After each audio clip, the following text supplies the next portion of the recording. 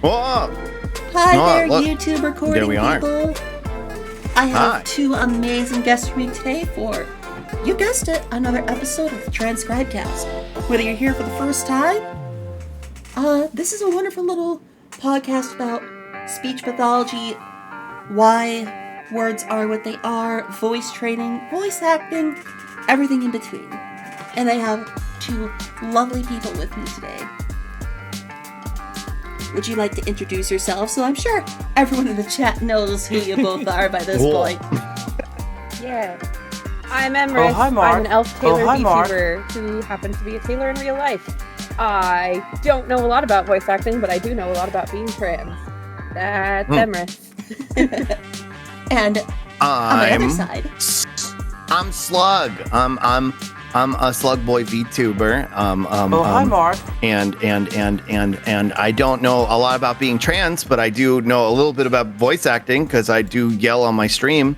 And I'll do my best to contribute as best I can. I'm just tweaking my Spotify sounds. How's that for everyone? Is that better? And you know a lot about Hi, everybody history, in Slug. chat. I feel like you're going to give good insight because you are extremely I know. smart. Yeah, I guess I'm selling myself short. I do know a lot about queer history Yeah. and I've had plenty of people that are non-binary, people that are like trans masc, trans femme on the show. The show is not just for people in the trans community. This is for anyone and everyone who has any form of vocal dysphoria, whether it's to present as, whether it's to present more masculine or feminine, whether it's to be more confident in your public speaking voice, whether it's just to, I don't like how I sound and I want to try and sound a little different, a little more confident. We cover a lot here. Slug is a good cis boy. He's allowed. Yeah. Yeah. And for those of you new Yeah. here, I am Index Page. I am a spirit of the library and the patron of its namesake that you see behind me. I am an artist. I'm an author. I'm a voice actor with about 15 years of voice acting experience under my belt and 1 year included of a transitional voice coach. I told y'all they were talented. And it's my goal to use this weird talent of mine to help anyone and everyone who's struggling with their voice. And I know vocal lessons, voice acting lessons, all these kinds of things are pretty expensive. If I can pass on some of my talents and tips, you better bet your ass I will.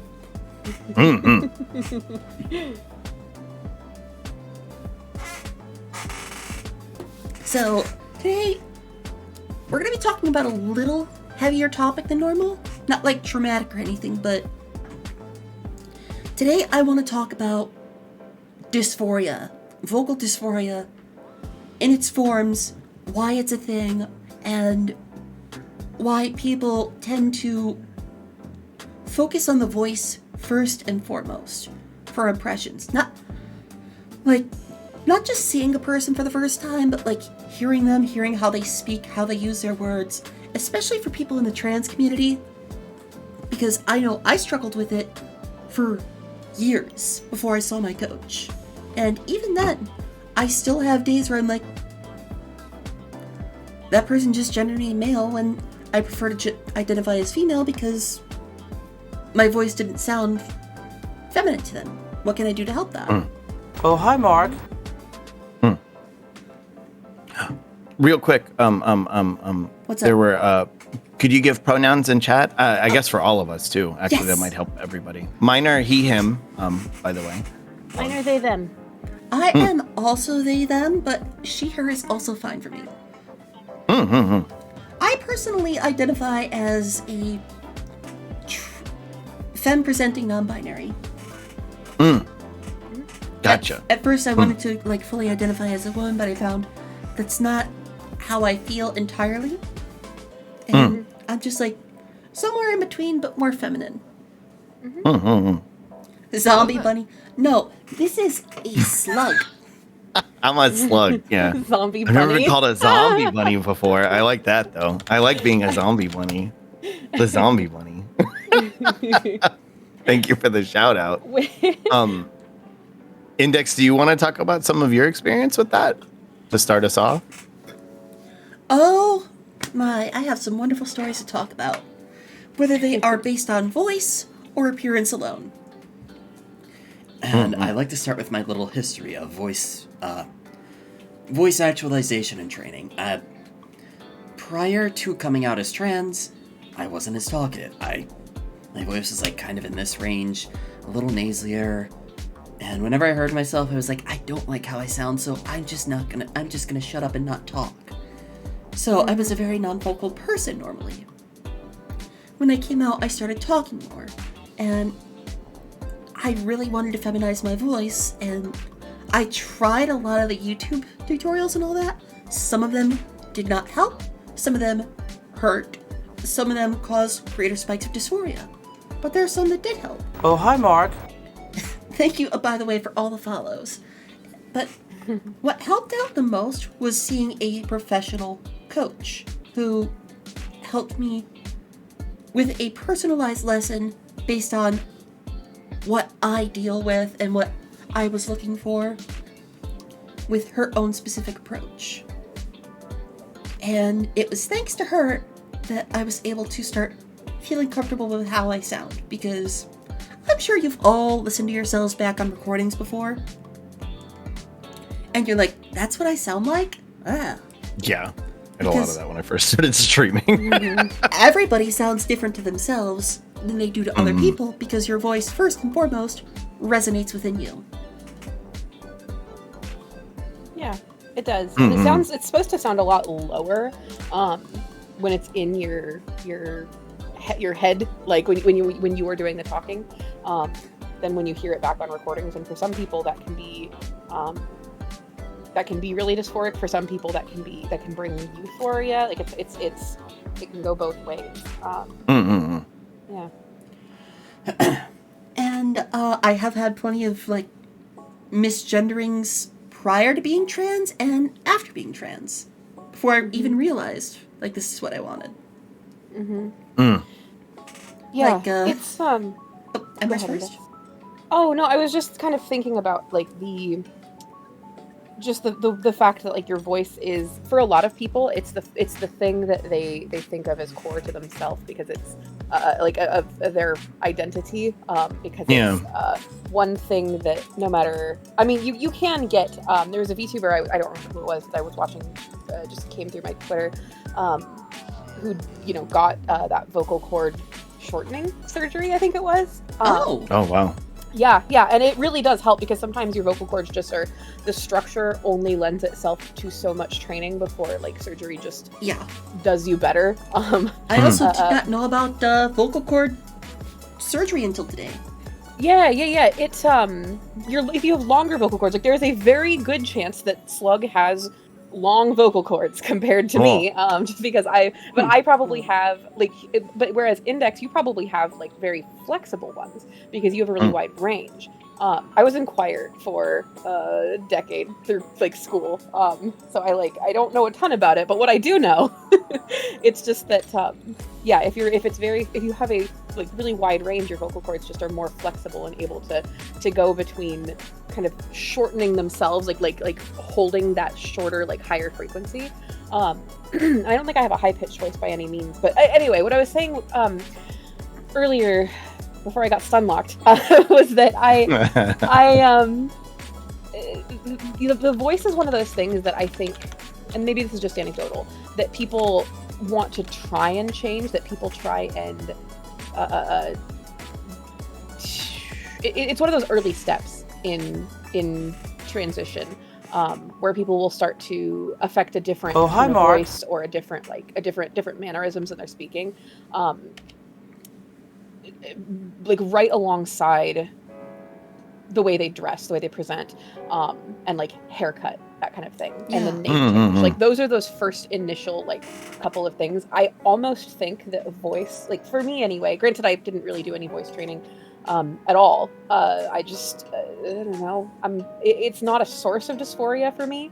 But when I'm not clocked as either for any reason, that brings me euphoria. But so it's more of a like none of it's bad, but some of this can be good. But yeah, I think that voice is one of those earlier things, like right along with a haircut, or a new hairstyle or that kind of thing, that can really bring an early sense of euphoria. But by that same token, it can also bring a really early sense of really strong dysphoria. And this is anecdotal and a little bit of my own, because I didn't know how to identify euphoria and dysphoria. I didn't really realize for a long time that I really wasn't experiencing dysphoria. I was experiencing like different, at least not gender dysphoria. It was more that I wasn't finding euphoria in the right places, and I was kind of taking it out because I'm fine with my voice now, I think. But wanting to try and adopt like a deeper voice, because I think of myself as non-binary, but for a long time I identified as transmasc.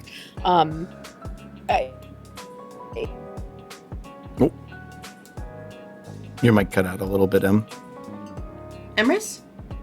Can you hear me better now? Yeah. Yeah, your mic cut out. Oh, You okay there, Em? I see it lighting up. But Yeah. Yep. I see your ping lighting up on the stream, but then you just keep like freezing.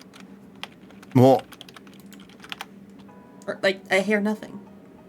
we love mic issues. Yeah, Well, we love mic issues. we do love mic issues. Gordy. Speaking of voices, yeah. Speaking of voices, I mean, even in I'll take it away, Slug. Yeah, okay. I'm tagging in. Here we go. With that being relevant, with online spaces and the perception of how your voice is and who you are as a person, purely in online spaces like that, microphone quality on its own can actually impact that like significantly as well in terms of like whether what you are trying to convey with your voice is being represented accurately. I do remember back when I first started streaming, I was using a Blue Yeti, and That's what I'm even using. when I first started, it my voice sounded very different from it does now. I think a lot of that was just confidence too, like my mic quality and confidence. Like when I got more confident with streaming, and also in addition with getting a better mic. If you go back and listen to some of my own clips or my like original lore video, like my voice is a lot deeper and a lot more like monotone, because I was used to like my speaking voice was more of a teacher voice. Now I sound like I'm constantly slipping to my my ooh bullshit, but because I just got more confident and more comfortable doing it. Because I had people reciprocating that they enjoyed hearing it. So by people telling me that they enjoyed hearing it, it made me feel like I enjoyed, saying it. You know what I mean? Hearing people, and I think that's Go ahead. Hearing people like say they like how you sound, or like they really enjoy listening to you talk, or hell, I've even had people say my voice is very comforting and soothing to them that they fall into sleep to it on stream, and I'm like, thank you. That is like that is a euphoria button for me, and like I feel honored that people like think that about me, because Lord knows I certainly don't. But like Emrys was saying, clothing, haircut, all that, it's like the first degree of an impression someone can have of you physically. But in the event that like you're working from home, or you're not directly interacting with them and over the phone, you're talking to them and all they get of you is a voice impression. And that's another way of a first degree of like impression, and a good way to like get dysphoria from that. Especially especially when someone calls me on the phone, it's like they don't know about my whole like transition or anything. Like, yes, I'm calling for dead name here, and I was wondering if we could speak to him. I'm like, yeah, this is like I'm sorry, ma'am, this is. I'm like, yeah, this is. Am I not doing my guy voice? Oh God. Yeah. Yeah. Because they have yet to get all those government papers fixed. Yeah. Yeah, the government and I papers think part of it's the biggest pain in the butt. But then even then, people are still gonna, unfortunately, people are still going to be shitty. Because, you could if literally you're- show them I have a license to be trans, and like I don't give a This is fuck. my- I'm still gonna misgender you. This cost me in the state of Washington $225, but it's a license Yeah. to be trans. Yeah. Which is what I was going to chime in here as just, again, something that like I can speak to from it's just ally perspective. I think that's why it's really important to listen to people and kind of reciprocate whatever's being told to you and not assume things just based off of like voice or physical appearance or anything like, and it's hard to break yourself of that because it's propaganda that we're taught for a really, really long time, especially here in the United States. So, like as from a cis perspective, like one of the best things you could do, or just from any perspective, but specifically for cis people who don't necessarily experience this and don't have to go through these same like ordeals to just have them have their identity validated because society automatically validates it, is just approaching everybody with the kind of a sense of understanding and neutrality. And recognizing that, like, you never know who you're necessarily interacting with. So, like, defaulting to they, them, being patient with somebody who isn't necessarily comfortable with sharing that aspect about themselves with you yet. Yeah. Just You were talking about making this sure that. yesterday. Yeah, exactly. That it's a big thing in that. I mean, I can get into it again, but I was talking about this on my stream yesterday, and that it's not always necessarily like if somebody doesn't trust you enough with the notion of revealing that they are trans or non-binary or gender non-conforming, in that hi, Mark. they don't know what their situation might be dangerous to share that about themselves, or they might be afraid of the situation they're placing themselves in a public space sharing that about themselves.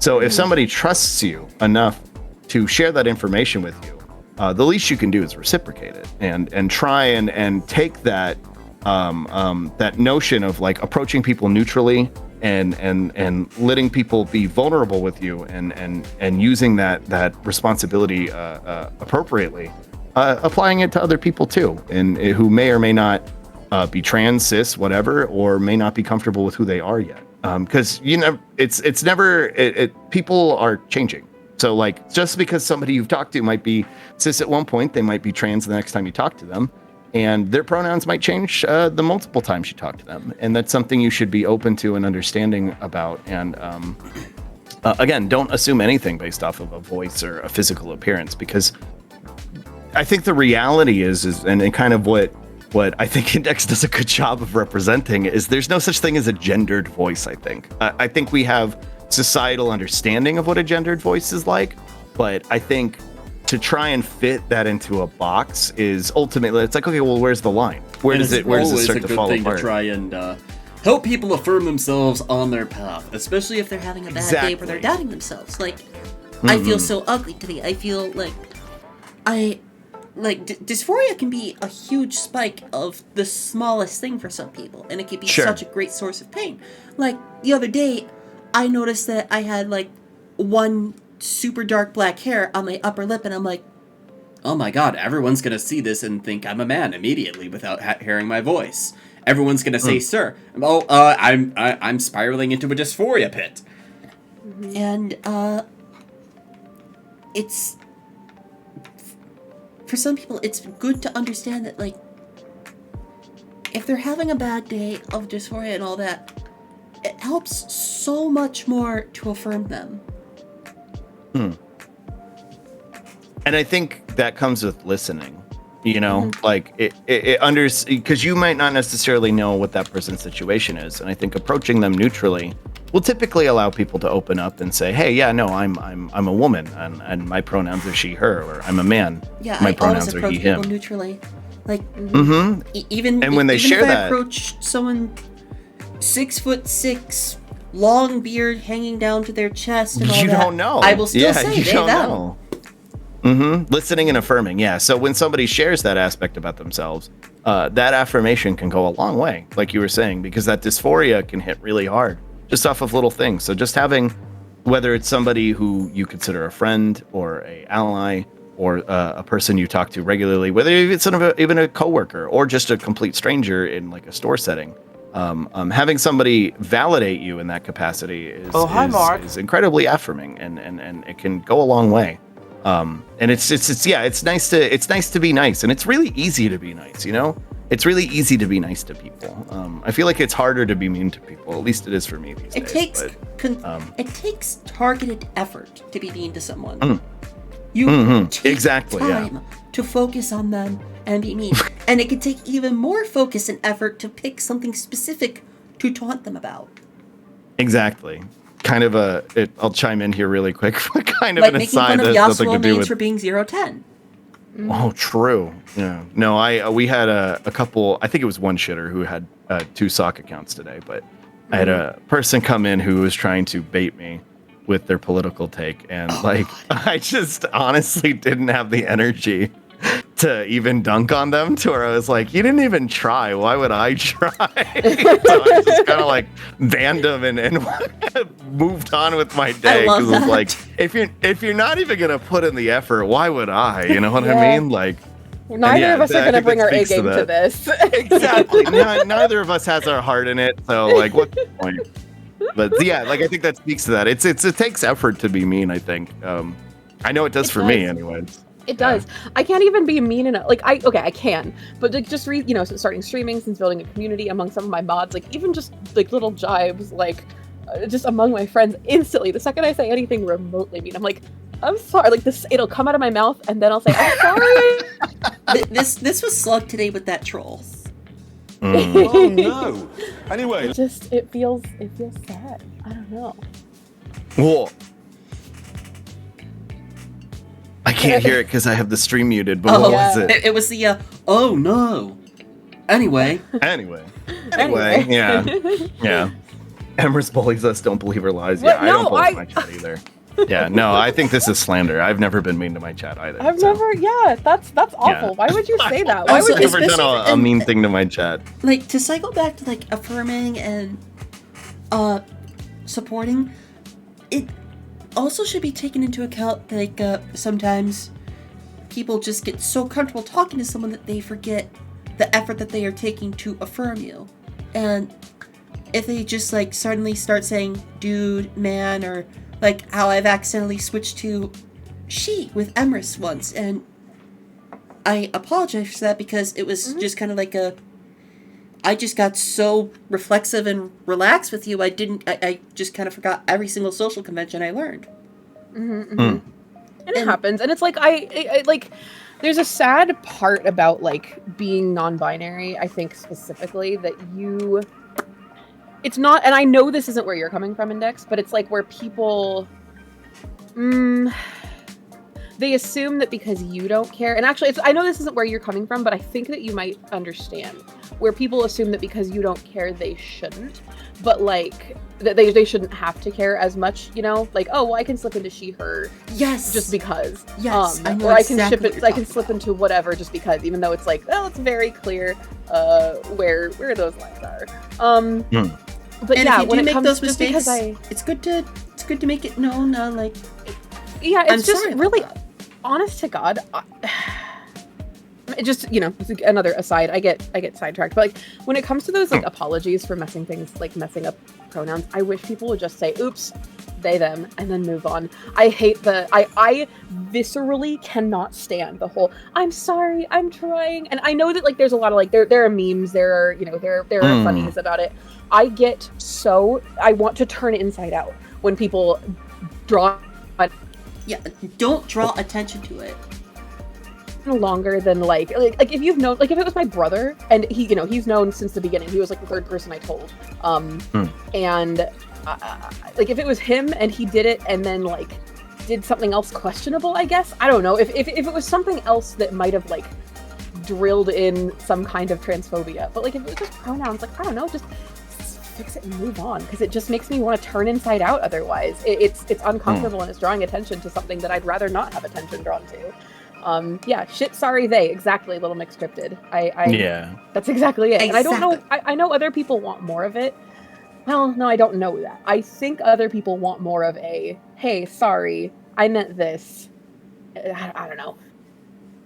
It's also good to understand who you're talking to, and understand if they would rather if they feel super offended by it and want an apology, go for the apology. Or in the case of Emrys, they. Yeah. And I think depending on where somebody is in their transition too can also affect it. Like if it's somebody. True. And there are some times where somebody's like, oh, I'm sorry, or oh, I did it like 6 times this conversation, I'm super sorry. But like, it throws off a conversation. I have ADHD, man. I don't know. Same. Yeah, to get stun locked on it like that. Not to use my own term. To focus. My first edible ever! Let's go. Hopefully it's okay. It was like a little 2.5 milligram one, so. I've just been oop my bad. Yeah, I've made the mistake myself sometimes. It's especially like as a streamer, it's hard to keep track of like everybody in chat. I do my very best to manage pronouns, but 10 years into new pronouns and 5 years into neo pronouns, and my response is, don't worry, I can sense aggression. Whoa. Yeah. They give that to you in your trans welcome kit, along with your thigh-high socks and your copy of New Vegas, and a couple of Yu-Gi-Oh cards in there. Like, it's a little welcome kit. It was really nice. You get to choose whichever path you want. Like, yes, there's all sorts of paths branched before you. Yeah. I was gonna say there's only one. True, that is true. Yeah, there's only one wrong path, and it's the racist femboy path, but. Just don't take that one. And you'll take that one. Yeah. Oh yeah, Kasara, there is a Blahaj in there too. The Blahaj, yeah. I love Blahaj. I still have one. I'm a friend of Blahaj. Do either of you use the Alejo extension? I use it for my pronouns in my chat. It's really, really nice. I don't. I should. I'll send it to you. Please. It's great. Would. Oh, go ahead. Go ahead. You would. I would, but I use Chatterino, which I wish there was a pronoun extension for Chatterino. Because Chatterino is the only chat client that I've used outside, even including Twitch's actual chat client that doesn't break constantly on me. I mean, I have so that's why I prefer to utilize it. Is that what you mean? Yeah, that one breaks on me too, but I'm throwing those into our I'll take a look at it. Thing. But yeah, the I've one that seen I really them like on is your the, stream. Yeah. Well, there's a browser extension that uses that same database. That's really, really nice. Because then I can look like if I have my chat or somebody else's chat pulled up. Like I have my Chrome pulled up, and I can see like I can kind of tell my chatters because they use that chat extension, and so it's like, oh, I see the pronouns there, and it's a good chance that they're like either mine or people who have like landed on mine, or at least people who have landed on a streamer who has used that extension. It's great. I really enjoy it. If you guys see my model just like suddenly levitate and my eyes go staticky, I'm turning to take a drink. Please do not be alarmed. Index is not possessed. Index isn't possessed at that point. Index might be possessed. The book is just absorbing liquids. Average VTuber things, yeah. Yeah, no, I wish there was more just like built-in pronoun extensions for stuff. And like I've reached out to like even for the one that I use, I reached out to the person. I was like, would you ever consider like adding a pronoun feature to this? And they were like, nope. I was like, oh, okay. Why? Okay. I mean, I didn't press it because it's like it's your chat client. You can do whatever you want with it. I do enjoy that there are a lot of games that are getting more inclusive on that as well. Like yeah. What was it? Potion Permit had the whole pronouns thing, if I recall, but like specific character models because they're like, hey, I want to present physically femme or physically mask, or like I mean, Dream Daddy of all things, that had that had a lot of accessibility. Really? Yeah, and Dream Daddy, you could choose to be. I made my guy in Dream Daddy a big fucking hunk. Bear, beautiful man. He had top surgery scars, and he's so handsome. Oh, that's so cute. He was so handsome. That's so cute. Yeah, Pokemon kind of tried. It got like halfway there, where it was like, look, now you don't get gendered. You just pick whichever thing you vibe with. Oh, but if you picked the more femme gendered thing, so we're gonna pronoun you anyway. So like it's almost there. It's getting there. Yeah, maybe. He's got spirit. Yeah.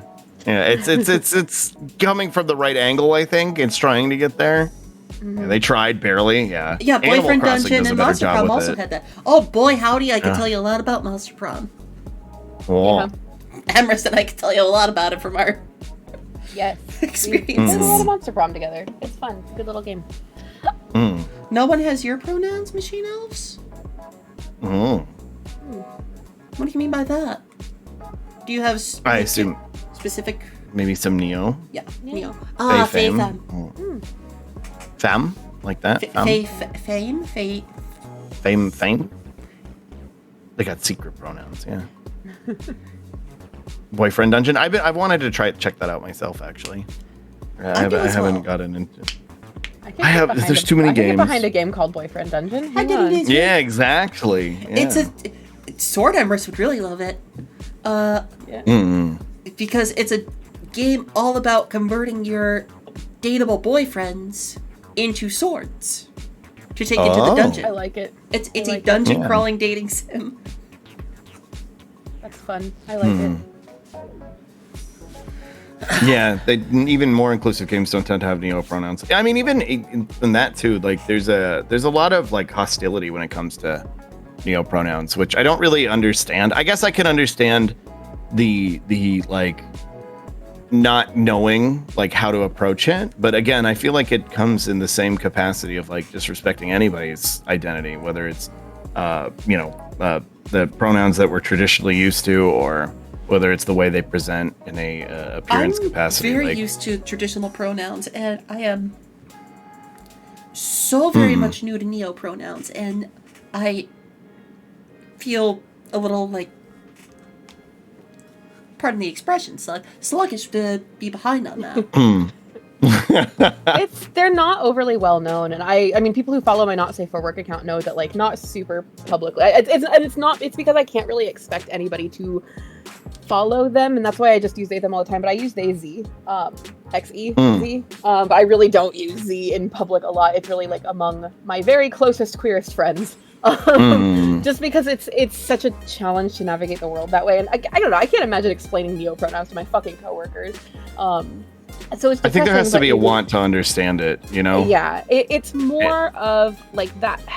It's wild to describe having a set of pronouns that I use when I am among fellow queer folk. That like that's. Yeah. While it would be amazing if I could carry those with me to the rest of the world, for now I list them on my Not Safe for Work Twitter. I list them on my personal Twitter, and everybody else can. Like I'll deal because I like they them. The main argument I've heard is that neo pronouns diminish the struggle of those in the LGBTQ community. Huh. I've seen that myself.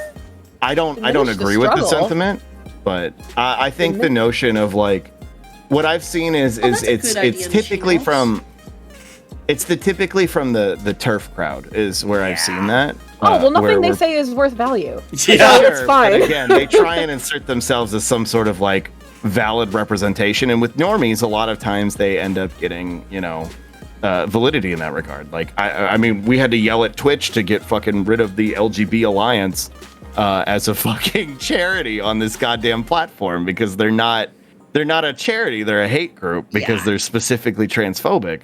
So, also, like, a lot of people, I don't think, understand TERFs are coming from a place of malicious intent. So they usually validate their stances. Yeah, sorry, what were you going to say? Toxic TERFs are... Yeah. I met some that are, like, beyond toxic, sadly. Oh, yeah. Yeah. I've met and very few... Here's your mind makeup because you're just a muted clown now.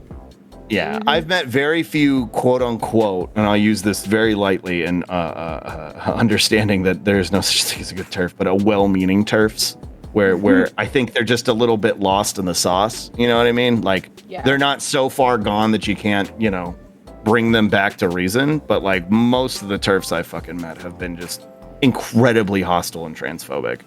And I think that's where I've primarily seen the notion of neo-pronouns being reductive for the queer community. And I'm like, homie, you're not the queer community. You can get the fuck out of here. You may be a lesbian, but you are not the queer community. You can fuck off. I love the term gender anarchist. Yeah. I do too. Being explained to you one-on-one without being met with hostility. So there's, I think, was I talking with you? Who the fuck was I talking about? I don't know. I talk with a lot of people.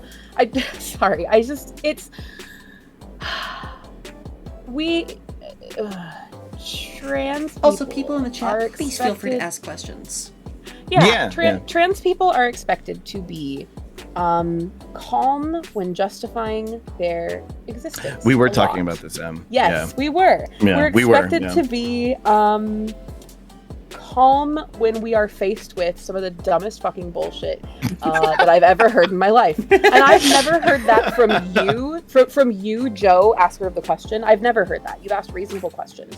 But you have to understand that everybody is at a different point in their transition. There are people, if I had heard certain questions that I get now, which I mean I did, and I broke down just like this, but if I had heard, well, what does it mean to, like, what do you mean you're non-binary? Well, how's your fiance handling this? How is your whatever, like, it would have and did, it shook me to the core. And there were some things that would have driven me to, like, great anger and great emotion, because we're going through some stuff and then we're being questioned. It's like people just stacking more and more things on your pile, and your knees are trembling and you're just trying to exist here. You're trying to adjust the new weight and you don't need more on it. And you don't need more. But that's why I like to say that I have pretty boundless emotional energy to answer these questions as calmly as I can. Because it's, while I know that it is hard to be, it's hard to be trans. It's hard. It's easy now because I've just stopped giving a shit about everything in my life, much less being trans. But it is also hard to try to be an ally when nobody, like, when you don't know where to go. And some of this stuff just isn't as simple as explaining, or as Googling, or as having somebody explain a thing to you. Yeah, and all the, like, support groups and stuff, or, like, resources that are around me aren't close by. Yeah. And I made this podcast to talk about stuff like this specifically for people that don't have any of those resources or groups nearby, or are still, like, a little socially anxious at interacting with other people. But it's just, people, I think, while people are rightfully angry about, or sad, or whatever, their emotions are right. I think that at the same time, I don't think they're, as long as they're well-meaning, as long as they're in earnest, I don't think that any questions are necessarily bad. I just think you have to ask them to the right people. So personally, I'm volunteering myself as a target for your questions in earnest. And if you ask me any bad faith questions, I'll drag you publicly. But come into my server, into the LGBT channel, and I'll help. Ask away. Yeah, I'm always down to publicly drag a turd. And I'm feral, so you guys are like Naranja and Mista kicking the guy on the ground. I'm just a vodka sipping wine. I'll join in a sec. Just let me sip this wine. Yeah, it's just I think it's important to just, like, meet people on both sides with patience, like, because that's how you change hearts and minds. And I say this about every topic that I talk about, whether it's, talking to conservative fuckwits, or whether it's talking to, like, I mean, just people who just don't understand yet. I think that most people can be convinced. Most people can be, like, not convinced. Most people can have things explained to them. And if they're coming at you with questions, that because they truly don't know, I think they're at least willing to learn. And you don't change hearts and minds with anger, even if you, like, just communicate. Just communicate with people. Tell them, hey, that made me feel angry, but I want to answer this question for you. Or, hey, this probably isn't the right way to phrase this, but yeah, it's rough because there's valid emotions. I think maybe not from all sides, but like, there's valid emotions there, and you don't help anyone by just reacting by just shoving that emotion onto other people. You help by communicating and making sure that both sides know that there's a person talking to each other, and the veil of anonymity of both, the internet, and then being a VTuber on top of it certainly doesn't help. But I do think that I like to think that I've convinced more people because I'm a cute anime elf on the internet. So I don't know. Yeah, that's what sells it. I mean, I'm gonna be getting a new. What kind of questions, Josen? I'm curious what Joe. He's my favorite. What kind of questions? He's one of mine. I know. I'm curious what kind of questions he's afraid to ask, though. and I wrote down some notes that I want to chime in on this, but go ahead, Index. What were you going to say? And I just want to say I'm going to be getting a new model soon, hopefully, and it's going to be specifically androgynous. Nice. And it will have 2 different triggers for when I'm feeling a little more mask or a little more femme, and also for when I get those Ara and Bara redeems. Toggle. So, boob toggle. Boob toggle. yeah. Boob slider. Let's go. Is there going to be a boob toggle? Yes, that's what I said. It'll have 2 trigger forms as toggles, one for Booba and one for Bara. Good. I'm so Let's glad. go. So I'm so whenever glad. someone redeems Ara or Bara, I can switch to that. I'm so glad. Let me branch off of what Em was saying, do. because as the trans person offering themselves as for trans education, which is very very kind of you to do. As the cis person, I'm gonna chime in here and be like, be patient with those who do not have the patience to educate you in that moment, because like y'all were saying, you're already dealing with so much. You're dealing with this identity that might be constantly shifting on a daily basis, and the emotional strain of that and the mental strain of that, to have tacked on the notion of now I have to fucking educate you what a trans person is, like that could be the fucking straw that breaks the camel's back. So if somebody is not reciprocative in that moment, please be understanding. Don't take it from a malicious perspective of like, oh wow, they don't care enough to tell me. No, you have to understand, like they're out here trying to justify their existence on a daily basis in a way that you don't. And understanding that sentiment, I think, as like a baseline of that, like they have to justify their existence and you don't. Like that should be the bedrock for you understanding like where they're coming from. Yeah. Just in trying to understand what a trans person even is. It's also Go that ahead, some Index. people feel like, to give an analogy, some people feel like, or some people tend to view the world through a protagonist and forget that everyone isn't an NPC. Mm-hmm. Yeah. Yeah. Because some people will come up to you and ask these types of questions and get those like vitriolic responses without realizing, hey, this person might have had gone through a lot to get here, not just over their journey, but like today alone. Like when I had my bike stolen, I was like, God fucking damn it, if anyone bugs me, I'm going to bite their head off. Yeah. Like Sometimes everyone's you're been just through not in a everything up place the to point deal of the day with it. they're in. Yeah. Also, we have a Hydra And from Not Chad. Emrys, you want to say the thing? Oh yeah, Emrys, do the thing. Say the thing, VTuber! Hydrate, everybody take a big drink of water. If you don't have water, go fill yours up because I'm hungry all day today. Not Chad is a reason for drinking. Yeah, say the line. You spit, I spit. I spit. I did want to build on say that it too. Next time. Yeah, I'll do my best to do it. Do it. Going sicko mode, yeah. They've So done in that that regard, so often. when if a trans person is not in that position, like understand, like as a cis person, that a trans person is not always necessarily in the mind space to justify their fucking existence to somebody, even if somebody is coming not from a place of ill intentions, like genuinely wanting to understand. Again, it can be exhausting. As a cis person, what you can do is educate yourself, and then once you've educated yourself, you can educate other people. That's primarily what you should be doing. Again, I'm cis. I'm up until recently I was het.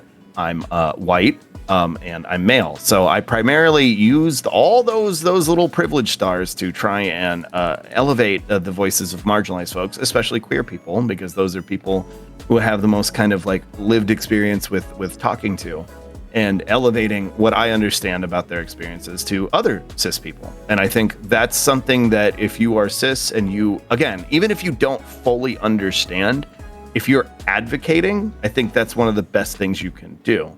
Just trying to make sure other people are not attacking them from a malicious perspective.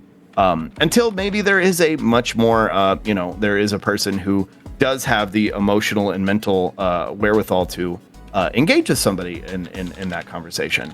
And educate further. Pass it to one of y'all if you want. I saw a lot of questions in chat. So, Jotun says, I've learned from trans and NB friends that asking, may I ask your pronouns is more normative, or am I completely off base? I'll never forget that first time I collabed with Emrys and someone in chat asked my pronouns, and I had never been asked that before. As a cis male, I guess it's never a question it's asked even among cis people. I can speak to this as a cis person. Please. Yeah. I think the normalization of because I kind of had the same experience when I was starting to understand, because I've talked about it before, and I don't mean to upset anybody or anything, but like prior to like 5-6 years ago, I had a fair amount, and we were talking about this the other day, Emrys. I had a fair amount of like transphobic perspectives, and a lot of it was just reactionary bullshit that I had kind of like internalized and made my ideology. And deprogramming that took wanting to, and then starting to understand and listening to people and educating myself. And one of the first things that I kind of engaged with was the understanding that like pronouns are something, even if like as a cis person, where you've never really had them questioned because of maybe your physical appearance really matches the traditional version of what you present as. Making sure that you are transparent with them, starting with them, opening up with them, being open to people asking you them. Why it's important is it normalizes it for other trans folks and other non-binary folks to not feel uncomfortable to express that about themselves, or to have other people ask that about other people, to make sure that it feels like a normalized thing in society, because that's something we should normalize so that people feel more comfortable expressing that about themselves. And that was something that I had to learn initially, and I was like, oh yeah, because I had the same thought. I was like, I've never really had to express this about myself before, but yeah, when I first did that and I understood why, I actually got in a lot of trouble with the job I was working at the time, because I put it in my my email signature. This is like a shitty little corpo job, but I put him in my email signature because I recognized, I was like, okay, well, I want to be more of an ally to trans folks, and I want to represent my pronouns. And I got in a lot of trouble because that's not the corporate approved email signature. And I was like, okay, so we're transphobic then. And they were like, well, no. And I was like, okay, so why can't I have my pronouns in my profile? I was like, all it's doing is accepting and normalizing it for other people. And so that was a whole thing. But yeah, that's hopefully that was a little rambly, but maybe that answers your question a bit. Yeah. Yeah, I'm in an employee resource group at my. Well, I just quit it at my work. Oh, hi, Mark. We fought tooth and nail to get we did nothing. It's a lot of work for free work for a company, but it got me out of work for a little while. But we fought tooth and nail to get a standard email signature that was, corporate approved, for that included pronouns. And yeah, it's weird the kind of pushback they get, or that they give us, because like we basically pulled the like, oh, so we're transphobic, like we don't want to affirm people's pronouns. It was rough. That was a pain in the ass. If I may move on to the next question. Yeah. Kasara asks, I have a question, so I'm not trans, but I'm going to meet my sister who I am trying to change her mind on the trans issue. I don't think she is maliciously anti-trans, but she really likes Harry Potter and is a tiaboo? A tiaboo, I've never heard that term, but... Are there any arguments that have been effective in changing minds? How should I approach it? So, interesting. The one way I've explained, I had a coworker who was unsure what it was to be trans or anything like that, and I was happy to explain it to them. I explained it like, imagine every day, in and out, before you come out from behind the curtain, you're operating a puppet that looks just like you, but you hate how it looks. Yet no matter what, you have to puppet it around day to day for people to interact with, for people to enjoy the presence of, even if it's something that you don't want to do. And when you eventually come out from behind the curtain, people are used to seeing the puppet, not you. And it's going to take time, but it's also really helpful to see who is that person controlling the puppet behind the curtain. And when you validate them, you validate everything they've done, as opposed to just their performance as a character that they have not been comfortable with. Yeah, that's a good that's a good one. I still have not been able to convince very many people of to jump off the Harry Potter train. It's very frustrating. And I know that it's something that's so deep-seated in so many of our childhoods, because a lot of us are grew up with it, or at least had it for a lot of our adolescence, or at least it played, a part in our lives. And it just kind of feels icky, because every dollar that's spent on Harry Potter stuff is it's going toward JK. It's going back into JK Rowling's pocket. Not 100%, but a good chunk of it. It's especially frustrating because the information is there, especially among people that I interact with on a daily basis, like in my Discord and my stream friends, that kind of thing. And there are a couple of them that just it's truly that they just, from my perspective, it's truly that they just don't give a shit. And I'm not sure how to cope with that still. Mostly, I just distance myself from those people. I have an IRL friend that just gave their cat and their dog a name after a couple of characters. Yeah, I know. And it's just kind of like, I've had that talk with them before, and it's like, well, I'm not going over to your house anymore. I'll still chat with you here and there online, but I'm not going over to you. You clearly don't give a shit. You are more concerned about your silly little fandom than about what it stands for. Regardless of whether it's just a book, it's just a fan thing. It's like, no.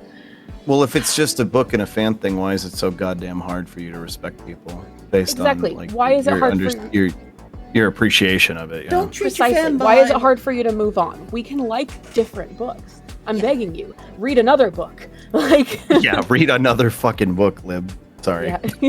As a cis dude who used to be a chud, someone close to me said this: imagine we're 50 years in the future and we've perfected the tech for brain transplants.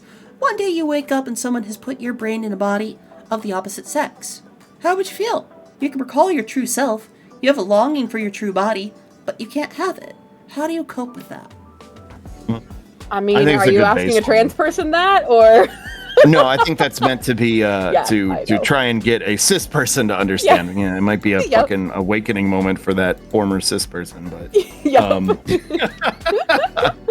but yeah, again, I think a big part of it, I don't think there's necessarily, because both of those are good options to broach the topic. I was listening, I got up for a second, but I think they have to want to understand. You know what I mean? I think they have to want to come to a place of understanding and try and hear you out, and not just already go into that conversation with the intention to shut you down. Because I could speak from my perspective of being a chud back in the day, and it didn't matter what anybody told me.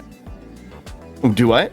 Oh, I was responding to Machine Elves' comment. Oh. Cis actors playing cross-gender already get dysphoria, by the way. I remember approaching conversations like that from back when I was a chud, when I was a reactionary, and I had no intention of hearing anybody. My intention was shutting them down from the get-go, and it didn't matter what sort of justification they were bringing to the table. I just wanted to make them feel bad, about themselves, and I wasn't even cognizant of that myself either. But I think breaking in really quick. Sure, go ahead. I've never heard a chud is a reactionary, typically applied to a Republican, but typically somebody who's just does anybody have the Haas chud emote? Or Matt's chud emote? No, what? Hassan, the leftist streamer, but a chud is basically a reactionary person. Who, somebody. There you go. The one Kasara. It's a synonym for a bigot. Yeah, the one Kasara just posted. Yeah. Somebody who is intentionally dismissive of progressive issues. Somebody who is lost the sauce of fucking conspiracy theories, that sort of thing. Somebody who's like an anti-vaxxer, that kind of shit. So that's a chud. Yeah, but so I used to be in that's kind of what a lot of there's a lot of folks in chat that are part of my community that are part of the lefty sphere who are definitely probably reformed chuds like myself, who had that arc of being a reactionary jackass and becoming a better person. And again, that's why I say I think somebody has to. A lot of us grew from want to understand. Yeah, exactly. Yeah, I mean, I was That's very I was actually. Whether you're raised in a conservative family or with like really devout religious values that might not be that might be contradictory to your existence or other people's existence, or whether you're just a shitty chanter like myself. I mean, like that. Those are. Yeah, we're potatoes, exactly. We're potatoes. We grew in poisonous soil. No, I'm with you. I'm with you, Slug, because I grew. I mean, my I won't say reasoning, but like the soil from which I sprung was. That sounds gross. Never mind. I was raised in a super conservative, very religious household. So like a lot of that rubbed off on me, and getting out and away from it is like you. In a literal sense, getting out and away from it helped, but it distancing myself from people that I had made friends with, from childhood through early adulthood, 18, 19, 20. You have to distance yourself, and then you have to fully to see what the life is like outside of that horrible conservative from a different viewpoint for once. Yeah, expand beyond your own personal sphere, regardless of whether your soil is particularly poisonous or not. I think it's just a general rule of thumb. Yeah. Yeah, because otherwise you're never gonna grow. But I think that just seeing outside of where I was, and that gave me the ability to become less shitty, because I was like, nope, better remove myself because this is bad. It was it was very much thanks to college that I came to understand myself a lot more, because I grew up in a very conservative house, very conservative area. This town I'm in is very traditional, all that Polish, Irish Catholic, and all that. Going to the college that I went to, where everything was a lot more affirming and trying to reach out, tiny docks. I went to college in Chicago. And it was right on the Mag Mile, Michigan Avenue, where there are so many different universities and colleges all packed together that are all inclusive and super affirming of all this. And I was like, there's a lot more in the world than I realized. And it was thanks to that I was put effort in to learn more about other people, about other genders and all that, and I'm like, you know what? A lot of stuff from my past is starting to make a lot of sense.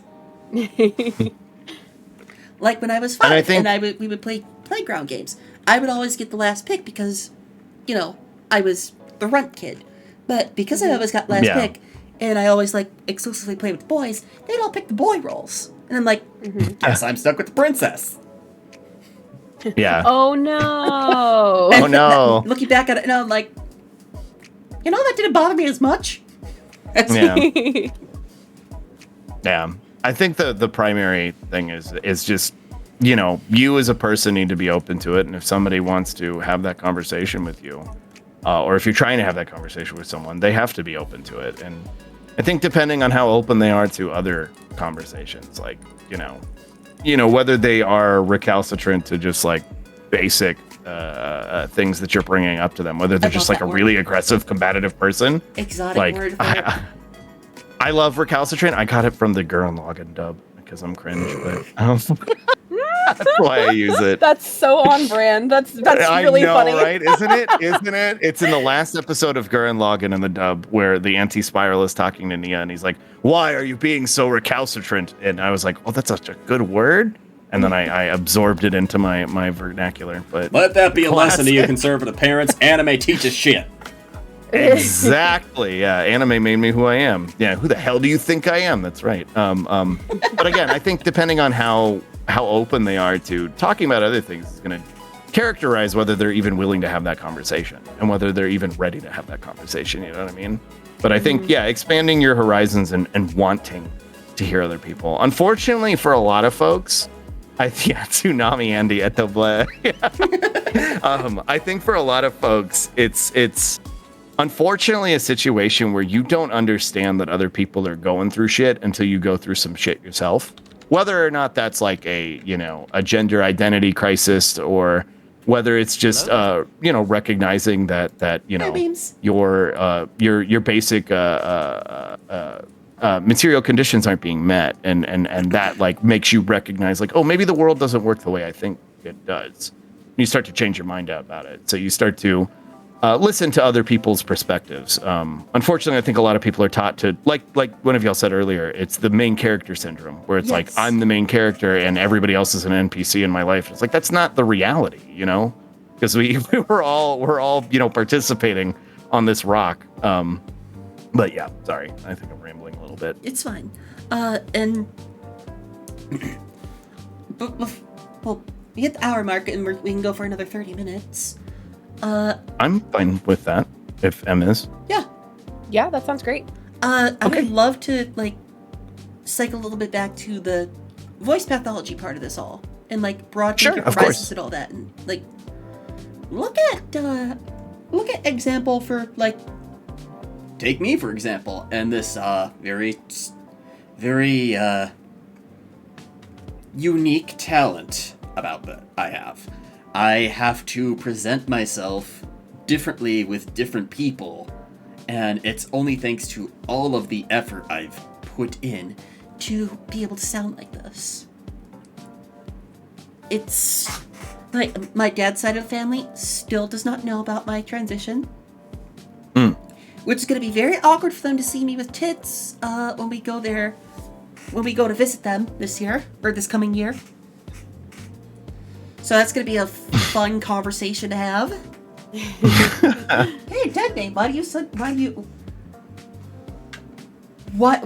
have breasts? I'm like, Thanks, I grew them myself.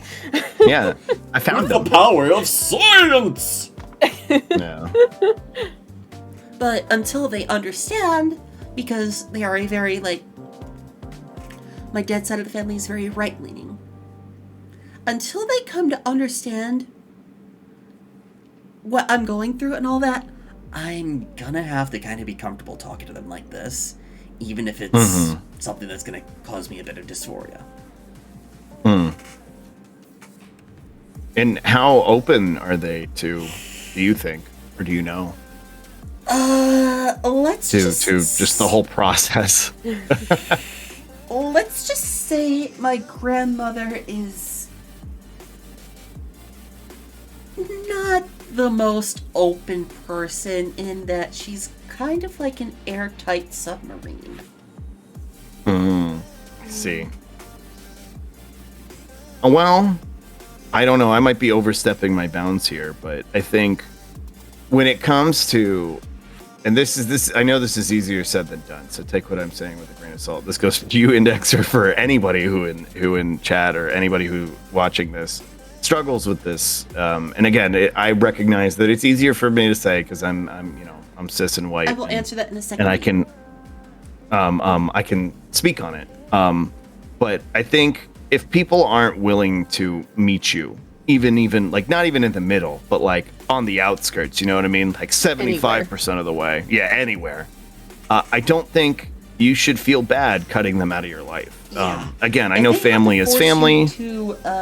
If they have to force you to go out of not just your comfort zone, but out of your into their comfort zone. Exactly, yeah. If you have to strictly go into their comfort zone for a simple problem, it's not the best to be around them. Yeah. Is it necessarily worth engaging with that person? Are you really doing yourself any favors? My mother's parents were going to be unaccepting of that, because my gramps is very very traditional Catholic. Grandma immediately she hugged me and she just kind of was like, I always had a feeling. And my It's Gramps nice to is have just that like, affirmation. my Gramps, who is technically my step-grandfather, like, not even related to him by blood, he's like, still love you, still my grandkid. Yeah. Now, get over here and help me off the couch. Yeah. I love you. That's all you could really hope for. And again, that's I feel like for any cis person who's trying to understand how to navigate that kind of conversation, like that's all you really need to do is just kind of affirm who that person is, and you know that they are the person. They're, whether or not they're the version of them you remember, they're always going to be that person, and you care about them, and reciprocating the feelings that they are trying to express to you. Exactly. I think that's all it really, yeah, that's all that really you really need to do or can do.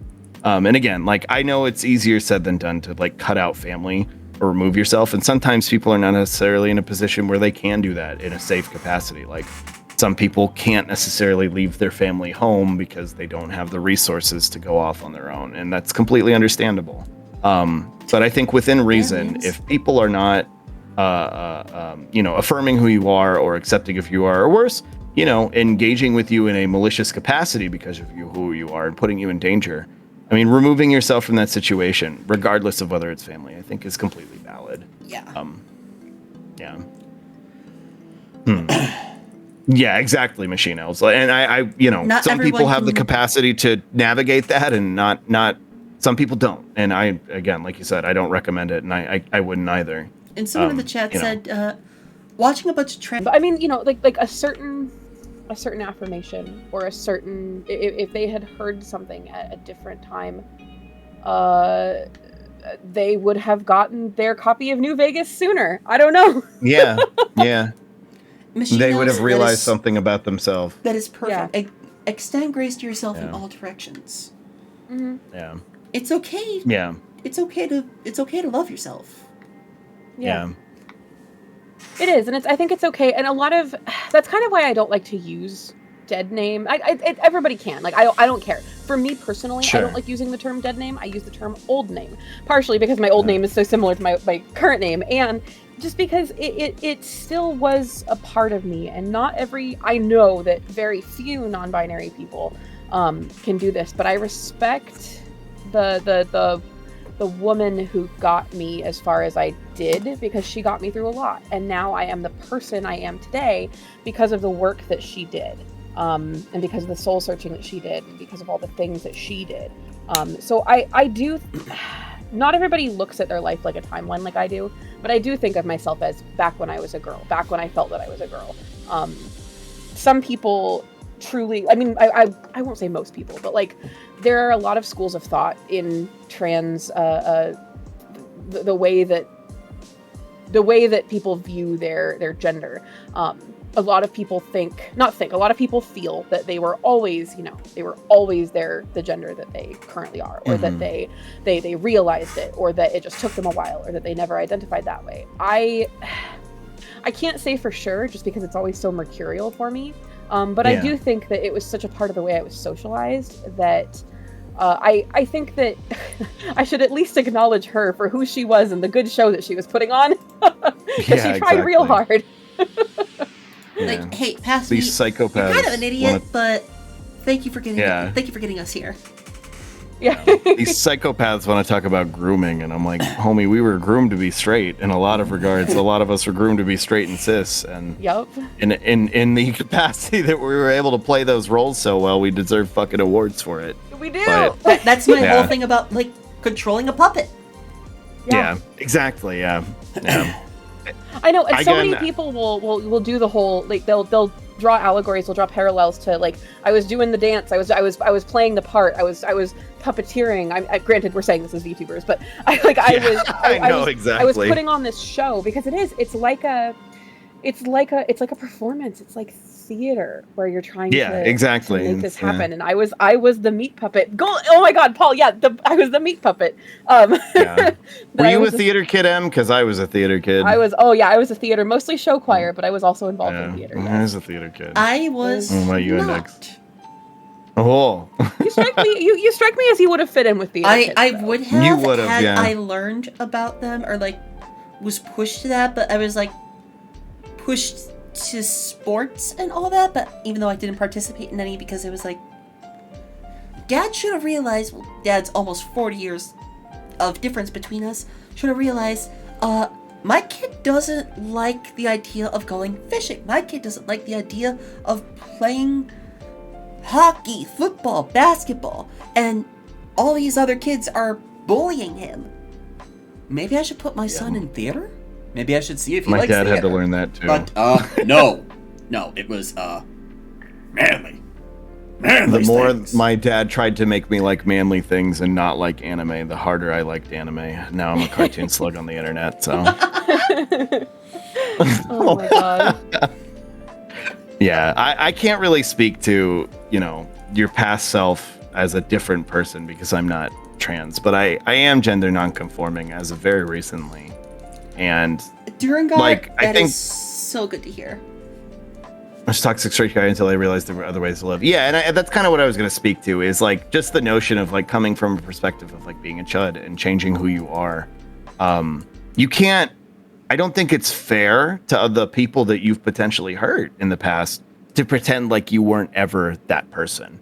To pretend like you've always had the right perspective on things and understood how to approach these kinds of conversations and these nuances, which is why I make it such a point constantly when I'm talking about stuff to bring up who I used to be, because I think it's important to characterize where I am now. Yeah, like Because like y'all said, that way back he in had middle some school. really shitty takes, but he also got me here. You know what I mean? So Way back in middle school when I didn't even know what the F slur or the trans slurs were, I would use them so commonly because all the other kids were using them.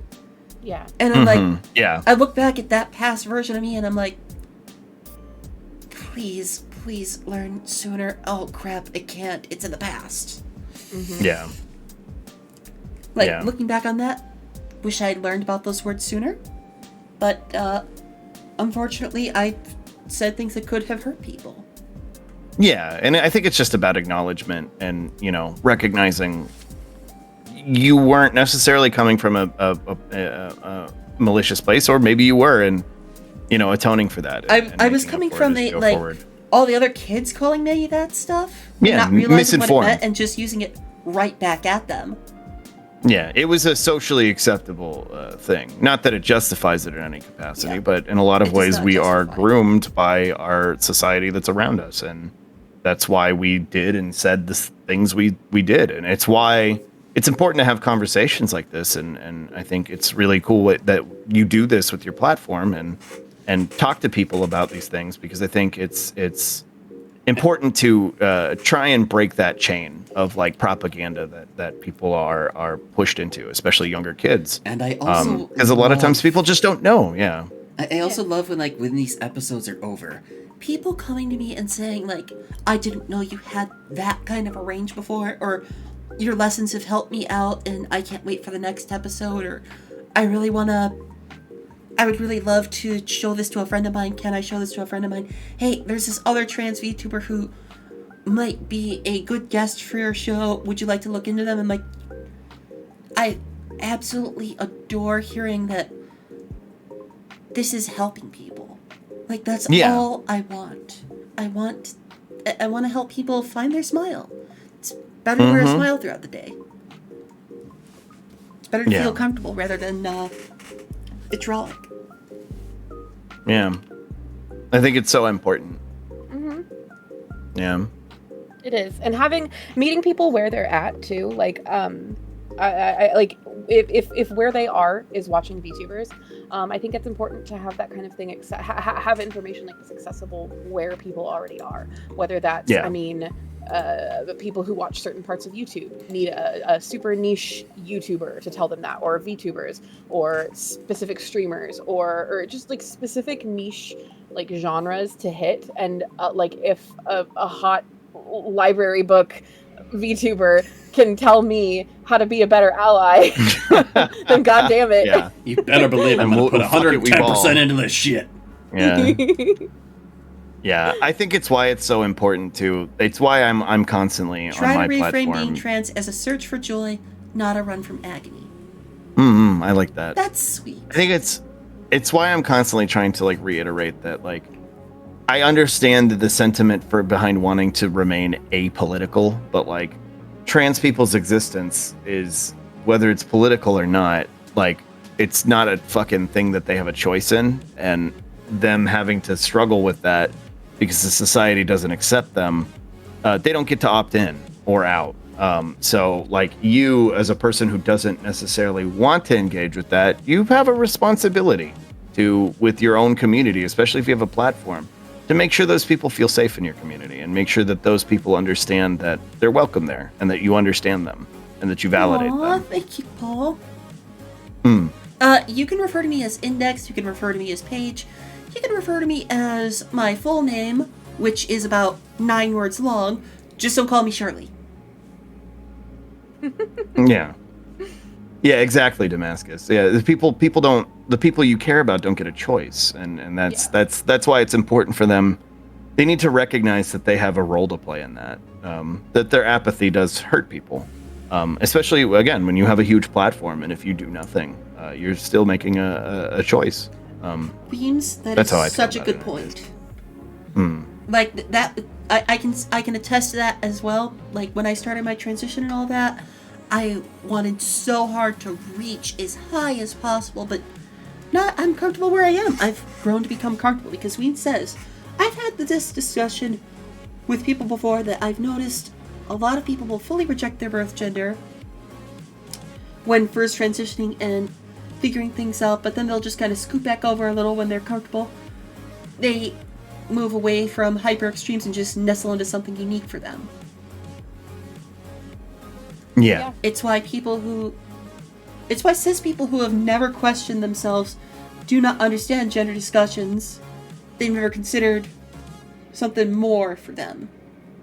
Well, I think Slug can Slug can give a good point on this because Slug is cis, but he's an amazing ally. Thank you. I do my best. Slug would be my player too.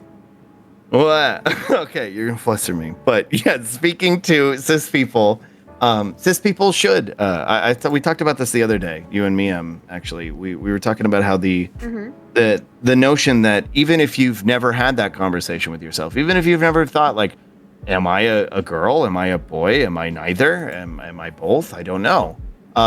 If you're very comfortable with who you are, as I'm very comfortable being considered a boy and with he/him pronouns, it's worth having that conversation with yourself as a cis person.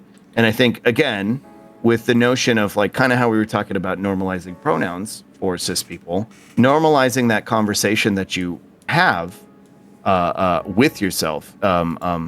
If we have that like normalized as a societal thing that people do, even cis people, then we reach a better understanding where trans people are coming from and what their lived experiences are like. So like I think, and again, Em, you were talking about it, like you never know. You might go looking in a window and see something you didn't realize was there. Like you might realize that maybe you really did want that copy of New Vegas and you had no idea. You never know until you can test that with yourself. And maybe that's why some cis people don't want to engage with that aspect of themselves, because part of them even knows that they're going to find something that they may not like, at least in that moment. Maybe programming socks really are for you, yeah, and maybe they're not. Maybe they're not. Maybe Fallout New Vegas. Yeah, it's more of a thing where it's like if you have that conversation with yourself, like at worst you're gonna find out that you are who you think you are, and that's great. At best, maybe you find out a part of yourself that you didn't realize was there. And I think it's important for even cis folks who recognize themselves as cis to have that conversation with themselves. Incoming ad? Okay. Well, it's ad time. Okay, nobody be funny. Yeah, nobody be funny. Ad starts in Nobody 3, say 2, anything. 1. Whoa, nobody be funny. Don't say anything funny. Nothing at all. No funny. Yeah, I ran the 90-second ads so that at the start of the stream so that it could be pushed off for an hour. And then I hit my snooze button 4 times because I got 1 charge back, and we've just been having a wonderful talk.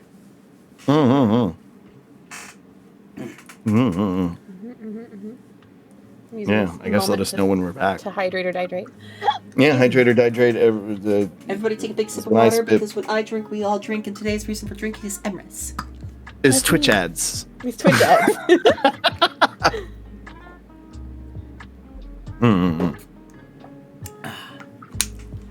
And again, I want to say thank you to you both for agreeing to do this because Thank you for having us on. absolutely, It's been a blast so far. I like it. Emrys, I love the vibe we have together in Slug. I love like this is our first collab and first honest interaction where we can be like, instead of like the haha funny, we can have like it honest talk as people. Yeah, I'm flattered to be here and flattered to have been considered. Oh, it's running a second ad block. Oh, Thanks, good. Twitch.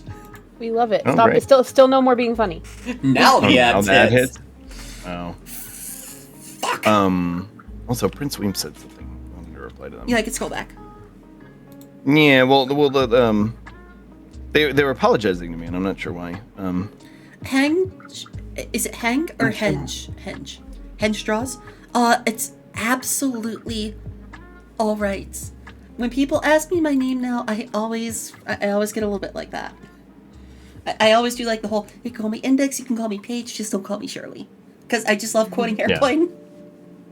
I was gonna say that's an Airplane quote, isn't it? Yeah. Yep. Yeah. Shirley, you can't be Yeah, serious. I don't know. Don't call me Shirley. Yeah. Just want to let you know we're all counting on you.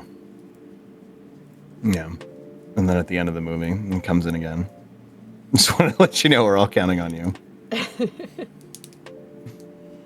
Also, thank you for like getting your chats in here too, because like that oh hi Mark, that oh hi Mark sound effect has been going off like fucking crazy. I need to re-record that scene. I'm re-recording it with someone so that my new follower sound alert can be oh hi bookmark. Oh, I bookmarked. That's cute. That is I like cute. that. Yeah, I like that. Free from ads, looks like. It's like they're free from ads. Everyone's free from it. Chat, can you hear us? Yes, Cornelius, I am going to be participating because the Yu-Gi-Oh! Tournament stream I'm going to have is going to be happening on my birthday, and I want to have some fun too. Oh, good night, Joe. Night, Joe. Before, as Joe's taking off, and something I meant to mention earlier, and I forgot, but Joe reminded me, in the way that Emrys offered themselves up to be the trans liaison for education, I offer myself to be the cis liaison for trans education. If you ever have any questions about any of this shit or anything about, capitalism and its evils, feel free to DM me. My DMs are open. I may not get to you back immediately, but I will get back to you eventually. You both are sweeties. Will you give us those answers like in like your teacher voice? Because now I'm dying to know what your teacher voice sounds like. My So bad. teacher voice. Oh my Yeah. god, my teacher. How do I wonder if I can replicate my teacher voice. My mom's a teacher. She teaches high school Spanish, English, and speech, and it scares me. The teacher voice his name was TheLoveSlug, and he was a little slug like that. It was very much more monotone, very much more. It's still the same as like what I am now. It just was a lot less confident, is all it was. It was just a lot less confidence in my voice. But yeah, you gotta watch the first video he made. Yeah, here, Em, I'll actually send it to both of y'all. Let me go grab it. Do it. Yeah. Oh, Mr. Slug, yeah. Mr. Slug. I'm Yeah. saying it's okay. You don't have to be sorry. Yeah, I actually if have people ask me if it's Index or Paige, I always just do like just don't call me Shirley. Yeah. I actually have somebody did art of me recently. Mimic did art of me as a teacher. Yeah. Which is really cute. To Quills? Oh, absolutely, Hegel. If you'd like to come to the Discord, you can send me a DM, as long as we share a server. But if you'd like to come to the Discord and take a look around. Quills? Yeah. Quills is a big popular trans person. Another guest I would love to have on here one day is Grandpa. Yeah. Grandpa? Yeah, Grandpa VT. Grandpa VT. Yeah, I can. Are you mutuals with them or? I'm not mutuals yet. I have been. I can reach out to them on your behalf if you would like me to. Absolutely, I've been in his chat a lot, and like I tried to raid him last night, but Yeah. he ended before me. Yeah, I'll reach out to him and see if I can't try and put something together. What was I doing? Conexion. I may be a good ally, but my brain doesn't work. So, here we go. I found it. This is what I was looking for. And if anyone has any voice acting questions tonight, you can ask them here. I'm happy to answer any sort of questions you have. Yeah. Because I really love flexing a little bit. Yeah, I like flexing too. I'm not a professional, but If I can you do want to silly flex, voices. you can do a bara. A bara. That reminds me, I have to record one for someone as a Christmas present. Can you do Terry Crews? I can, but I don't want to peak my mic from yelling. Because that man is like 100% yelling. All the Yeah, time. 100% yell. It's really fun and educational. Thank you for being here, everybody who from my community and who came out and showed up. Thank you. Yeah. Yeah, it's been a good time. Thank you for everybody, all of my little goobers who came out. I I'm appreciate really it. happy to have. Mannequin, you're fine. I'm really happy to have to reach out to more people with this wonderful podcast and help more people and just help people find more comfort with themselves. I'll get to those redeems in a minute. But I think you're doing a good thing here, Index. So keep it up. yeah, for season 1 at least, I'm gonna try something where after season 1 being 13 episodes, I'm gonna do 6 episode mini seasons of this podcast. Every season is gonna be a different focus. Season 1 is all about voice training, voice advocacy, and all that. Season 2, I want to focus on art history and where art is going, and maybe talk about the whole AI art debacle. That might be a good question for you there. I will start Index. from cave drawings to where we are now. Yeah. I'm System Ale, but I hate my voice. I feel like it's too deep and also has kind of a guttural sound to it, as if my throat was full of phlegm at times. So, one thing I can say is, we can talk about, some of the exercises I've done and, some of the tips I got from my coach. And one thing I would love to say on that is, First, you want to pick a voice that, in popular culture, that you are really interested in, an impression you want to try and hone. Think of it like that. Because my instructor told me when I started lessons with her, pick a character from anything, whether it's a show, a movie, a game, whatever, that I want to try and sound more like, reasonably, at first. And I'm like, at the time I was really into League of Legends, and I'm like, you know what, I want to sound like Tristana. And then I wound up sounding a bit like Lulu. And now that I can tell you that tasted purple, I can tell you... it really helps to have a target in mind at first when you're trying to go for a specific way of talking.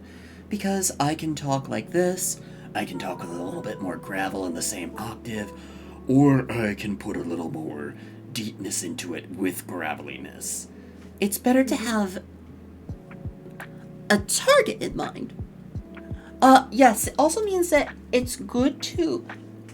Tip number 1, never get one of those voice recorder apps that says, oh, your voice sounds like male, your voice sounds like female, your voice sounds like... Bleh. Yeah, don't do that. Yeah. Just record Yeah. yourself. It's free to record yourself, and then play it back. And then take notes on that, and try and change from there. And Jessipek? Oh. Giuseppe Sec. Giuseppe. Giuseppe Sec. Oh boy, can I do a good Markiplier. Whenever I have a collab, I always introduce myself. Hello, everybody, my name is Markiplier. I never really thought about it though. Like what you just said is actually that's how I do my silly voices, because I'm like, when I'm trying to get to the mindset of whatever character I'm trying to do the voice for, Raditz and the Joker, I can shift into pretty easily now. But whenever I'm trying to remember, I'm like, okay, how does how does Vegeta sound? Oh, I'm the Prince of all Saiyans. Like I have to say something that they would normally Yes, that say is another thing to she kind of said. like shift into my mindset to like be able to do their voice. So I never really thought Like about that's it why like when that, I want to but- try and do a Harley Quinn voice, I always think first, oh, we're talking about Mr. J's problems Mr. and why J. the bats J. is always on his Yeah. case. Yeah. He Yeah. just wants to have fun. Yeah, having kind of like a like you said, like a target point, whether it's something you're training yourself to do or whether you're something you're just doing. And that then if you're moment. trying to go for a very specific octave, it helps to do scales. Like, this is the thing that many theater kids will know. Scales. Like, do, re, mi, fa, sol, la, si, to, or 1, 2, 3, 4, 5, 6, 7, 8, 9, 10. But it's more like, instead of just going 1, 2, 3, 4, 5, that's a staircase. You want to go up a hill. You want to go up and down a slope. So it's like this instead. 1, 2, 3, 4, 5, 6, 7, 8, 9, 10. 10, 9, 8, 7, 5, 4, 3, 6, 2, 1. You want to have a scale so that you can easily swap up and down for the octave you're shooting for. And it's like lifting weights. With your vocal Yeah, cords. the more you do it, the better you get at it. Yeah. And boy, howdy, have I been doing this for a long time. Yeah. Hello, Orange Yeah, Man. doing- Welcome on in. Doing the Joker voice enough has made it to where it's kind of second nature for me. But some of the other silly voices I do, I have to kind of like get myself in the mindset for them still. Yeah. Cringe is a required part of existence. You cannot grow without looking at where you were and where you are. Yeah, I agree. Yeah, it's I so wanna cringe keep- to hear yourself on recordings. It is cringe, but kill the part of you that cringes because, like Weem said, Yeah. You In general, embrace that kill the- cringe. Kill a part of you that cringes in general. Just Yeah. yeah. Embrace it. for Become me, it. in my personal transitional Do journey, cringy anime speeches on twitch.tv like me. It's fine.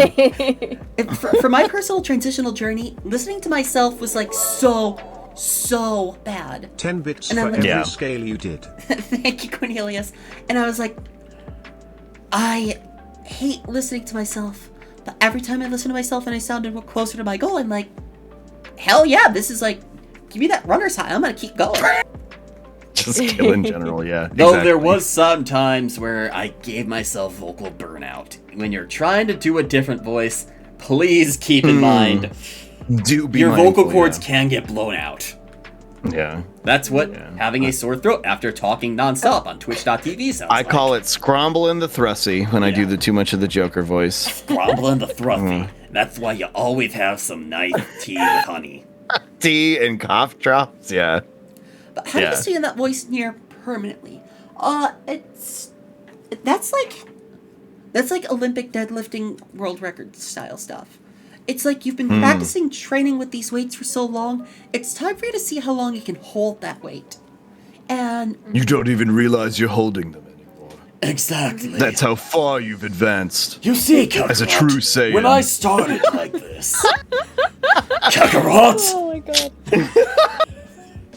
It's a pretty good Broly, actually. Kakarot. Kakarot! That's how a yeah. drill works. Yeah, that's right. Just don't Goku yell for 11 minutes. Yeah, exactly. But yeah, and Blow out your how do you thrusts. stay in that Don't do nearly that. permanently? So let me harken back to my whole like.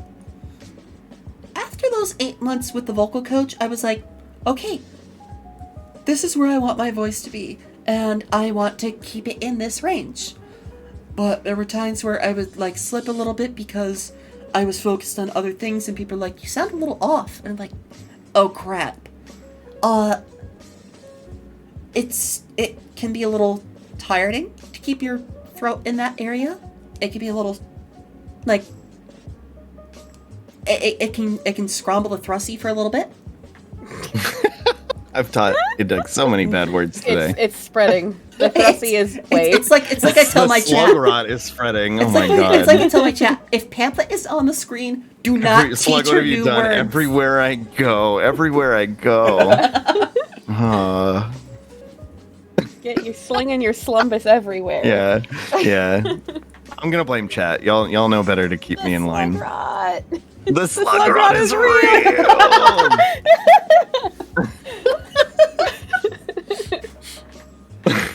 Emma, wait, I'm not supposed to teach pamphlet. No, you're not supposed to teach pamphlet bad words. my God. For those of you who don't know who Pamphlet is, this Pamphlet is TV Index. Oh, it's cute. Oh my So god. little. Hello, I'm this Pamphlet. Creature. So little. Oh. Teach your bad words. Hey, Pamphlet.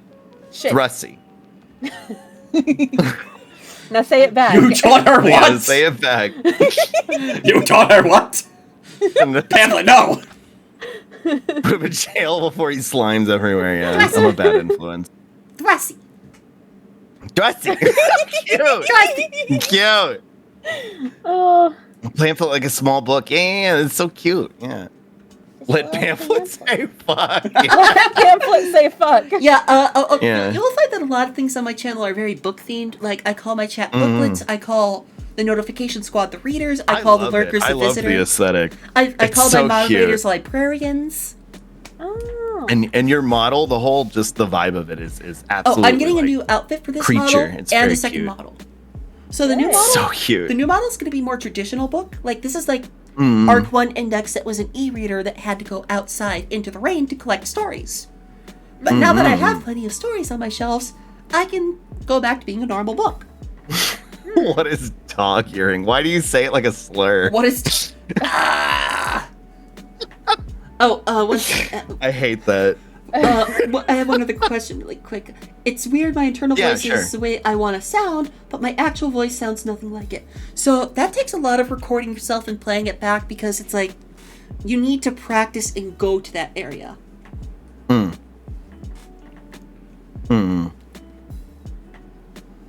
How did it take Kind me of this long to realize your name is parts of a book index page? It's so cute. It is cute. I was thinking And That's why about my how I don't that's have why my much middle of an name is also internal- Ledger, because I am actually the ledger of the library. Like the last book that was left was the general ledger that was left completely blank because there were no books left on the shelves. Pressy, do you no! What were you saying, Em? Oh no, You I were was just saying thinking about something. how I don't have much of like an internal like voice unless it's about either really important stuff or like people that I'm God. talking to. Like if I'm trying to rehearse something to say to somebody, or if I'm thinking about somebody that I like, I can hear my own, like I can hear myself talking to them. But like other than that, my internal dialogue is kind of a whisper, and it's definitely still my whisper. But like I don't know. I don't have much of an internal like voice, if that makes sense. God, I wish that were me. Yeah, well, it's constantly going. That's why I take Yeah. Concerta. But like, Or when you become like me and all of your internal voices are like your normal voice because Yeah, they're all conversing at the Because same I time. write Yeah. books and like I plan storyboards and all that, I imagine how the characters would sound. So my mind is nothing but a fucking stage play now. Yeah. Yeah. yeah. What I was gonna say was to see us out of here. I don't know if you're comfortable doing RRs. I don't want to put Oh you. yeah, we- 100%, we 100%. have- Yeah, we have because two I saw requests. Paige has a shit ton of RR redeemed, so we could each RR our way out of here. We have For chat. two requests that I would like to end this episode on. Sure, go for it. We have a personal RR request and a second personal RR request. you guys need to wait for me to address the first Aura. Okay? Okay. Okay. No, I'm talking to the ones that keep redeeming them. Oh. And then we have a Bara Bara request, which I'm sure Slug has Bara never Bara. heard. I know I I've have. never heard It's of Bara perfect. Bara. I've never heard of Bara Bara. So YouTube, you'll get these because it's a special night. So first off, Arahara, Whoa. Arahara, Arahara Mecha, Arahara Mannequin. Was that worth your 2,000 points? Did you farm enough for that? Whoa. You feel bad about yourselves? Now let's talk about the Barbara. Now, a Bara Bara is different from an Ara Ara. An Ara Ara, you've probably heard many people say it. I just said it twice. You've probably heard everyone, whether they're male, female, trans, cis, non-binary, anywhere on the spectrum, say Ara Ara at one point or another. Whether they're a VTuber, whether they're a flesh tuber, whether they're an anime girl. Have you heard of a Bara Bara, though? Bara Bara is like an Ara Ara plus one. What sets a Bara Bara apart from an Ara Ara? Well, you get a good flex in. Stretch your arms up overhead. bring it around town, fist in open hand, and Bada bada, Cornelius! Bada bada! Bada, bada. you just have to imagine Whoa. like there was a nut routine right then. Oh, nice. Nicely timed. You also have to like imagine the whole like flexing like Alex Louise Armstrong in FMA. The moment I flex, Boom! Muscles. which is exactly why I'm gonna get that on the new model. Whoa, that's going to be awesome. My server list is full, but if you're in Slug's Discord, could I DM you about voice stuff possible? Absolutely. If we share a server and you want to talk about voice stuff, please reach out to me. Just like make sure you like include in the message like what you're reaching out about, because if I just get a friend request with no message, I'm like, That's suspicious. I'm gonna ignore it. Yeah. but if I you don't include a want to play your message- game. Please play a game at Duskrod.cmo. Yeah. Yeah. Okay, well, why don't think I'll we've been live for- hit my Ara and then I'll see myself out if If that's you would okay. like to, yeah. Because I Yeah, know you and both thank have you. other things to do. Yeah, thank you for having me though. It was really fun. I would love to collab with you again. Yeah, definitely. Hit me up. We'll figure something out. I will not hate you. Oh, don't worry. Chat does all the time. It's fine. But here, this one's for chat on my way out. And thank you for having me. And it was nice having some time with you again too. Okay. Yeah, you as well. Arara, arara, my. Owa. All right, I'm leaving. Bye. Bye, Slug. Bye, Slug. I also had an excellent time. I do have to also get dashing. Oh, I know you have to so- get ready for some DMC with Emily Astor. I am, yeah. I'm playing DMC with Emily Astor. At what time? And I'm very excited. Like 20 minutes, because I'm an idiot and can't schedule things. I could keep the book that's here until You don't need to do that at all. Don't feel like you need to. I mean, Grandpa VT I thought was on, so if you want Oh, is he on? don't. I think he is. Yeah, you should go network. Go. You know me. Let me go. Go let network. me go check. Let me go see if Granddad's on. I'm gonna give you an Ara, and then I am going to take my leave. Everyone, he's you've on. been such a delight. Index, as always, you have been such a delight. Thank you for hanging out, like, in my server, in the community. Playing Jackbox with you yesterday was just... It was fun. It was great. I had such a good time, and Grandpa's you're a delight. off. And you're very strong and wonderful, and I'm glad to have you as a friend. Thank you. I'm glad to have Yeah. you as a friend too. I would run to Grandpa, but it seems he's off and he raided Poppy. And Okay. Poppy's like super high energy. Super Yes, high energy Lich definitely, King. I'm sure you all know who different Poppy vibes. is. Yeah. Well, you should definitely don't raid into me. Raid into somebody raid into somebody else. Okay. Do networking. Do the VTuber thing. Hell yeah. And just come hang out with me later. Ooh, But she'll be great. I Because will we leave would- you all with this until next time I see you. Ada. My. Be still my beating All right. heart. Fare thee well, everyone. Have a great evening, Index. You're a peach, and I will see you all next time. Bye.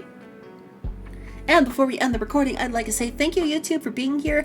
Again, YouTube, if you would like to be here for more hilarity and more, please come on over to the Discord. Come on over to the Twitch channel. You can find all my links on the Twitch channel. I would love to meet you. And thank you again to my wonderful guests, Slug and Emrys.